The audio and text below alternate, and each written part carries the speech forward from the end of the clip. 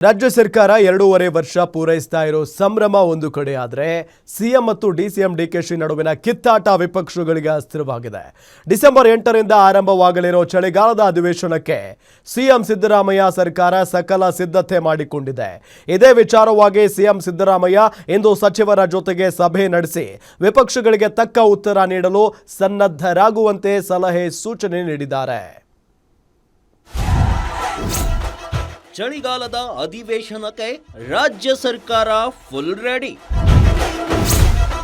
ಸಂಪುಟ ಸಚಿವರ ಜೊತೆ ಸಿಎಂ ಸಿದ್ದರಾಮಯ್ಯ ಸಭೆ. ವಿಪಕ್ಷಗಳ ಆರೋಪಕ್ಕೆ ಒಗ್ಗಟ್ಟಾಗಿ ತಿರುಗೇಟು ಕೊಡಿ.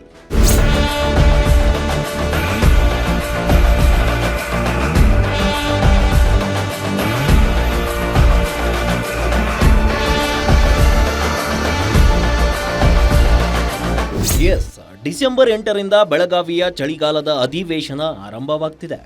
ಸಿಎಂ ಸಿದ್ದರಾಮಯ್ಯ ಸರ್ಕಾರ ಅಧಿವೇಶನಕ್ಕೆ ಸಕಲ ಸಿದ್ಧತೆಗಳನ್ನ ಮಾಡಿಕೊಳ್ಳುತ್ತಿದೆ. ಈತ ವಿಪಕ್ಷಗಳು ಕೂಡ ಸರ್ಕಾರದ ವಿರುದ್ಧ ಮುಗಿಬೀಳೋಕೆ ಸಿದ್ಧವಾಗಿದ್ದು ಸರ್ಕಾರದ ವೈಫಲ್ಯಗಳನ್ನ ಎತ್ತಿ ಹಿಡಿಯಲು ಮುಂದಾಗಿವೆ. ಜೊತೆಗೆ ಸಿಎಂ ಮತ್ತು ಡಿಸಿಎಂ ನಡುವಿನ ಕಿತ್ತಾಟವನ್ನ ಅಸ್ತ್ರವನ್ನಾಗಿಸಿಕೊಳ್ಳಲು ವಿಪಕ್ಷಗಳು ಮುಂದಾಗಿದೆ. ಹೀಗಾಗಿ ಸಿಎಂ ಸಿದ್ದರಾಮಯ್ಯ ಕೂಡ ಅಧಿವೇಶನಕ್ಕೆ ರೆಡಿಯಾಗಿ ಅನ್ನೋ ನಿಟ್ಟಿನಲ್ಲಿ ಇಂದು ಸಂಪುಟ ಸಚಿವರೊಂದಿಗೆ ಸಭೆ ನಡೆಸಿದ್ರು.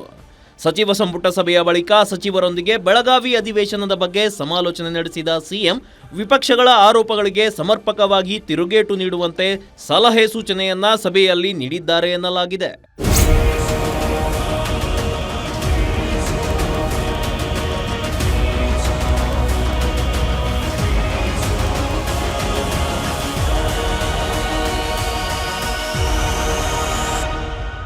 ರಾಜ್ಯ ಸರ್ಕಾರ 2.5 ವರ್ಷ ಪೂರೈಸಿದೆ.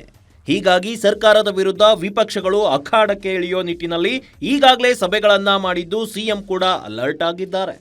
ಬೆಳಗಾವಿ ಅಧಿವೇಶನದಲ್ಲಿ ಸರ್ಕಾರದ ವಿರುದ್ಧ ವಿಪಕ್ಷಗಳು ಬಳಸುವ ರಾಜಕೀಯ ಅಸ್ತ್ರಗಳಿಗೆ ಉತ್ತರ ಕೊಡುವ ಬಗ್ಗೆ ಸಿಎಂ ಸಭೆಯಲ್ಲಿ ಚರ್ಚೆಯಾಗಿದೆ. ನಿಮ್ಮ ಇಲಾಖೆ ನಿಮ್ಮ ಜವಾಬ್ದಾರಿಯಿಂದ ಅಧಿವೇಶನದಲ್ಲಿ ಉತ್ತರ ಕೊಟ್ಟು ಸಮರ್ಥವಾಗಿ ವಿಪಕ್ಷಗಳನ್ನ ಎದುರಿಸೋಣ ಅನ್ನೋ ನಿರ್ಧಾರಕ್ಕೆ ಬಂದಿದ್ದಾರೆ.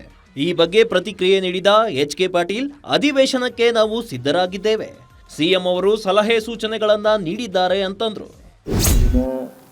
ಅಂದರೆ 8ನೇ ತಾರೀಕಿಗೆ ಬೆಳಗಾಂದಲ್ಲಿ ನಡೀತಕ್ಕಂಥ ಸೆಷನ್ ಇದೆ, ಅಧಿವೇಶನ.